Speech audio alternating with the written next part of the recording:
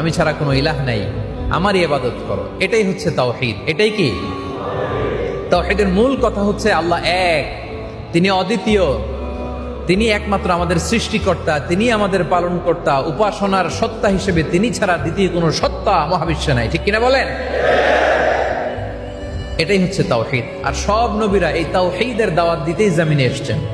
পৃথিবীর সব আম্বিয়া আলাইহিমুস সালামের তিনটা দায়িত্ব দিয়ে আল্লাহ তাআলা পাঠিয়েছেন, যে তিনটা কাজ আপনাদের করতে হবে। ওনারা তাওহীদের পয়গাম পৌঁছিয়েছেন, রিসালাতের পয়গাম পৌঁছিয়েছেন, আখিরাতের পয়গাম পৌঁছিয়েছেন।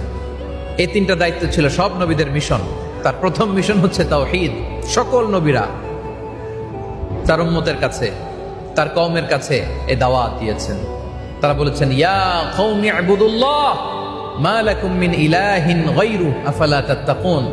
হে আমার জাতিগোষ্ঠীর লোকেরা, এক আল্লাহর ইবাদত করো, এক আল্লাহর ইবাদত করো, তিনি ছাড়া তোমাদের দ্বিতীয় কোনো ইলাহ